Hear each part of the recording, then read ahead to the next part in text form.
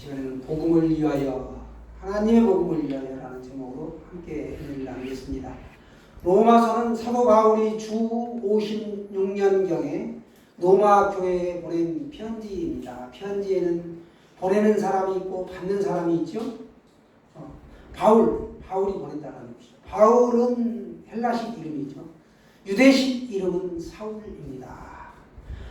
이스라엘의 초대 왕이 사울이죠. 그 이름에 그 사람의 정체성이 들어있습니다.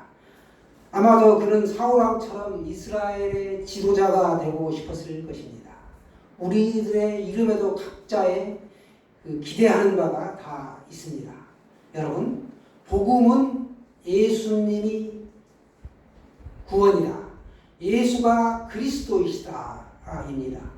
우리가 믿는 예수 그리스도, 예수 자체가 바로 복음이다라는 것입니다. 로마는 제국의 심장이었죠. 수도입니다. 1세기 초 로마에는 약 100만 명 정도의 인구가 거주했습니다. 거기에 유대인이 5만 정도로 추산하고 있습니다. 유대인들이 로마에 오게 된 것은 순전히 경제적인 이유 때문이었습니다. 그곳은 기회의 땅이었다라는 것이죠. 우리가 미국을 가고 동남아인들이 한국에 오는 것도 한국에는 기회의 땅이다라는 것이죠. 그래서 로마를 팍스 로마나 정복전쟁을 통하여 로마가 영토를 확장해 나가고 힘으로 찍어 눌러서 그들은 평화를 가져왔다라고 생각했습니다. 그러나 힘으로 억누르는 평화는 가짜이지요. 진짜 평화는 예수가 진짜 평화입니다. 복음이 주는 것이 진짜 평화이죠. 로마에는 7개 정도의 유대교의 회당이 있었습니다. 그리고 주후 40년 이후에는 그리스도인들이 여기저기 생겨나기 시작하면서 가정교회 형태로 여기저기서 서로 모여 가정에서 예배를 드리는 가정교회가 생기게 되었습니다. 점차 그리스도인의 숫자가 늘어나게 되면서 로마의 제4대 황제인 글라디오 황제 때에는 유대교인들과 그리스도인들 간의 크레토스 소동이라고 해가지고 이 예수 그리스도를 전하면서 잦은 이 소동이 일어나게 되었습니다. 이 글라우디오 황제는 지지 기반이 연약했기 때문에 이제 이 그리스도인들을, 유대인 그리스도인들을 로마에서 추방하도록 추방령을 내리고 몰아내게 되죠. 그런데 그 황제의 황후인 이 메살리나가 이 영향력이 점점점 커지면서 황제가 그 황후를 견제하다가 도저히 안 돼요. 이제 음모죄와 분류죄를 덮어씌워가지고 처형시켜버립니다. 그리고 재혼을 하게 되죠. 재혼하는 아내가 또 어떻게 하느냐? 이 남편인 황제를 독살시켜버립니다. 그런데 재혼할 때 그 여인이 양자로 데리고 온 아들이 있었는데 그 아들을 황제의 자리에 앉힙니다. 그가 바로 네로 황제죠. 이 네로 황제가 즉위하면서 추방당했던 유대인 그리스도인들을 추방령을 철회하고 다시 들어오도록 초청합니다. 그래서 초기에는 로마인과 그리스도인들로부터도 유대인들로부터도 열렬한 지지를 받고 정치를 아주 잘했습니다. 그러던 그가 이제 생각합니다. 자신을 돌아보고 자기의 어머니를 황후를 이렇게 황후의 태황후죠. 황후를 이렇게 생각해 보니까 남편인 황제를 죽인 여인이 무엇인들 못할까? 나라고 못 죽일까? 하고 이제 두려움에 떨죠. 그러다가 그 어머니를 마침내 죽여버립니다. 그가 이제 로마시에 불을 지르고 그 책임을 그리스도인들에게 전가시키죠. 그러면서 본격적인 박해가 일어납니다. 로마 황제를 주라고 하지 않으면 그 사람들은 불에 태워지고 사자의 밥이 되고 기름 감아에 끓게 되고 모진 박해가 일어나는 것이죠. 재산을 다 몰수당하고 살 수 없게 만드는 겁니다. 이때 이 바울이 이 소문을 듣죠. 그래서 박해받고 이 핍박받는 유대인들을 유대 그리스도인들 또 로마인에서도 그리스도인 사람들 한 번도 자기가 만난 적도 없고 본 적도 없는 이 그리스도인들을 위하여 이 그리스도인들을 위로하고 복음을 새롭게 정립하기 위해 쓴 글이 바로 로마서입니다. 이 로마서는 사람으로 말하자면 인체의 뼈대와 같습니다. 복음의 중심을 잡아주는 무슨 큰 교회사에서 굵직굵직한 사건이 있을 때마다 이 로마서의 말씀이 그 사건들을 해결해주는 중심축입니다. 오늘 바울은 이 복음을 위하여 부르심을 받아 사도가 되었고 그 복음을 전하기에 내가 세우심을 받았다 라고 자신의 사명을 소개하고 있습니다. 여러분이 가지고 계신 1절 성경을 보시면 예수 그리스도의 종 바울은 사도로 부르심을 받아 하나님의 복음을 위하여 택장함을 입었다 라고 말씀합니다. 바울이 소개하고자 하는 것은 자신이 누구냐가 아니라는 거죠. 자기의 주인이며 자신을 부르신 분, 그분이 계시는데 그분이 자신에게 맡긴 하나님의 복음이 무엇인가 라는 것을 말하고 있습니다. 당시에는 로마 황제가 아들을 낳으면 기쁜 소식이다. 그것이 바로 복음이었고 로마 황제가 복음이었습니다. 황제의 복음이다 라고 했죠. 그런데 황제의 복음이 아닌 하나님의 복음에 대해서 오늘 이야기하고 있습니다. 하나님의 복음에는 위대한 능력이 있습니다. 사람을 변화시키죠. 그래서 하나님의 복음은 인류의 소망이라는 것입니다. 이 하나님의 복음을 위하여 바울이 사도로 부름을 받았다. 다메섹 도상에서 부름을 받고 분명히 사도로 택함을 입었습니다. 하나님께 나는 택함을 입었다라고 오늘 고백하고 있습니다. 여기에 사도 바울의 신앙관과 인생관이 고스란히 나와 있습니다. 나는 하나님과 사람 중에 누구 편에 있습니까? 나는 무엇을 위해 사는 사람입니까? 자신을 돌아보시기 바랍니다. 사람의 가치는 자기 자신이 누구인가를 아는 데서 출발한다 라는 것입니다. 그리고 자신이 무엇을 하는 사람인지를 깨달아야 합니다. 사도 바울은 이 점에 있어서 우리에게 모범이 되고 있습니다. 사도 바울은 예수 그리스도의 종이요 사도라고 하는 분명한 인식을 가지고 있었습니다. 종은 노예이죠. 비참한 사람입니다. 인권도 없고 자기의 주장을 펼칠 수가 없습니다. 노예는 인간으로서의 모든 권한을 포기하고 오직 주인의 뜻과 명령에 절대 복종할 뿐입니다. 그럼에도 바울이 자신을 사도라고 부른 것은 특별하다라는 것입니다. 이것이 자신의 사명이요 자기가 살아가는 이유라는 것이죠. 바울은 하나님의 복음을 위하여 이 세상에 태어났고 하나님의 복음을 위하여 나는 택함을 받았고 하나님의 복음을 위하여 일하는 투철한 사명감을 가지고 있다라고 1절에서 밝히고 있습니다. 사도, 보냄을 받았다, 보냄을 받은 자라는 뜻이죠. 아포스톨로스라고 하는데요. 히브리어로는 실로암이라고 합니다. 보냄을 받았다라는 것입니다. 그는 자신의 사도적 권위를 내세우려고 하는 것이 아니라 예수 그리스도가 자신을 불렀고 자신에게 일을 맡겼다라고 오늘 강조하고 있습니다. 예수 그리스도께 전적으로 헌신하고 충성하고자 바울은 자신을 부르시는 분이 누구다라고 오늘 밝힌 것입니다. 바울은 자신의 사도성을 의심하는 사람들에게 둘러싸여 있었습니다. 그는 오직 자신을 불러 일을 맡기사 사도로 보내주신 분, 그분이 바로 자신의 주인이신 예수 그리스도다라고 말씀하고 있고 또 그분이 자신에게 복음을 맡겼다라고 하였습니다. 그래서 이 복음은 자기 것이 아니라 하나님의 것이다. 그 소유가 하나님에게 있다라는 것이죠. 그 복음이 뭔가? 예수님 자체가 복음이다. 예수님은 이 땅에 인류를 대속하시기 위해 친히 오셨고 십자가를 지시고 돌아가시고 3일 만에 부활하셨다. 이것이 바로 기쁜 소식이고 유앙겔리온이라는 것이죠. 이것이 복음입니다. 약속대로 유대인의 후손으로 다윗의 후손으로 오셨다. 그래서 사도 바울은 이 예수 그리스도를 증거하는데 자기 자신도 어떤 사람인가 내세울 만한 것이 아주 많은 사람입니다. 명문 가문의 엘리트 중에서도 엘리트죠. 유대인 중에 유대인, 히브리인 중에 히브리인. 그가 13세 이전에 이 성경 토라라고 하죠. 구약 성경, 특별히 모세오경을 토시 하나 틀리지 않고 달달달 외웠다는 것입니다. 그리고 13세 전에 가말리엘 문화에 들어갔습니다. 우리 성경 암송하면 암송 쉽던가요? 한 구절 암송하는 것도 토시가 틀리고 막 생각이 안 나고 그렇죠? 그런데 이 유대인들은 어려서부터 성경을 가까이 하기 때문에 모세오경 정도는 달달달 외웁니다. 그런데 그 중에서도 특별히 이 사도 바울은 특출했다라는 것입니다. 그래서 서울대 하버드 같은 그런 가말리엘 문화에 오늘 들어가게 됐다라는 것입니다. 거기서 수학을 했다.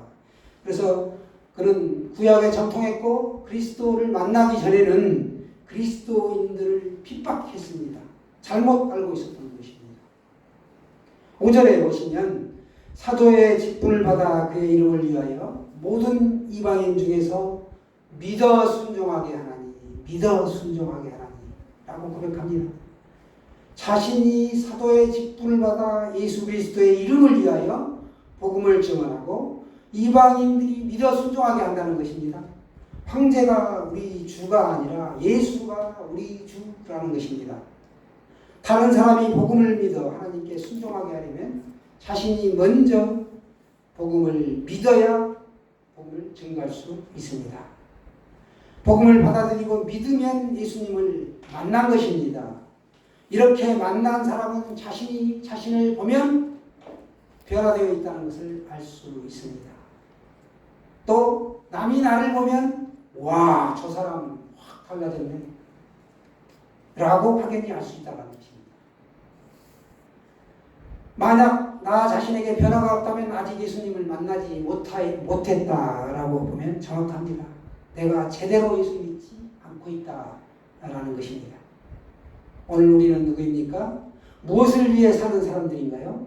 예수님을 믿는 사람은 예수님은 우리에게 다 거룩한 성도다라고 말씀합니다.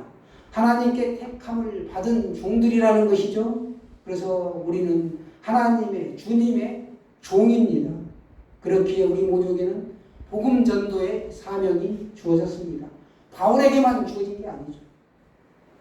우리가 세상을 살아가는 목적을 발휘하고 삶의 목적을 이루기 위해서는 복음 전파가 1번지라는 것입니다.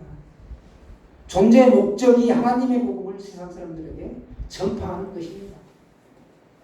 직장에서 돈 벌어서 복음 전파하는 사람들의 사역을 돕고 선교사를 후원하고 그들을 위하여 기도하고 아주 기본 중에 기본이죠.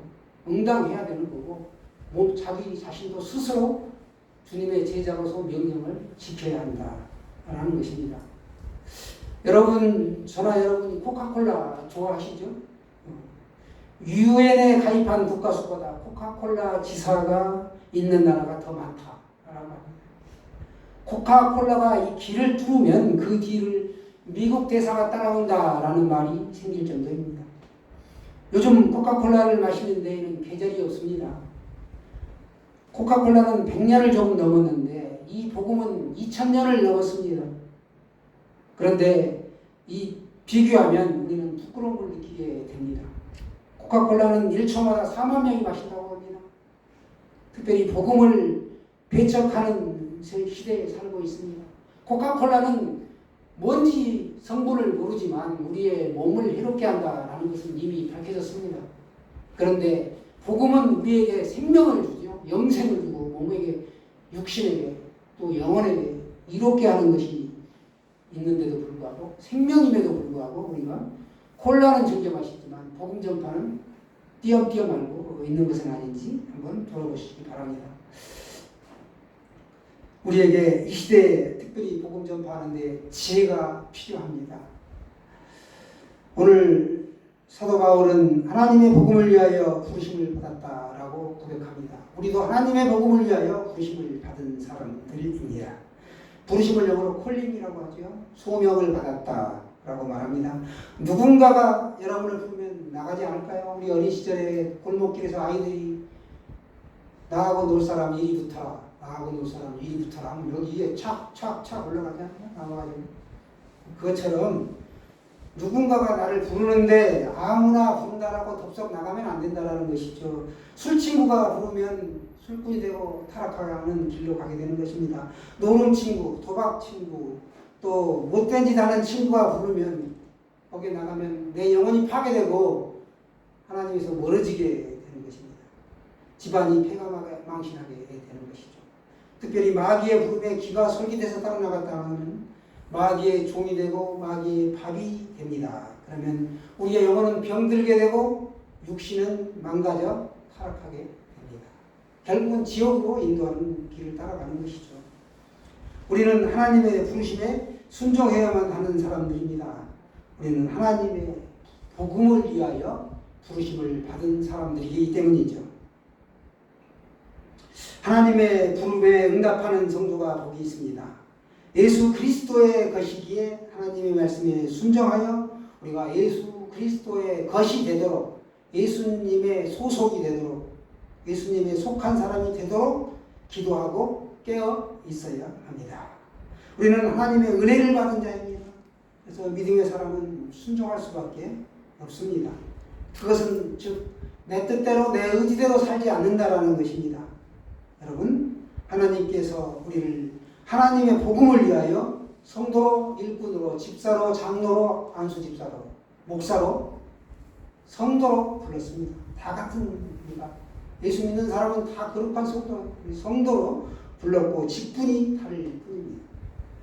죽은 사람을 살리는 복음을 전하게 하시려고 불렀습니다.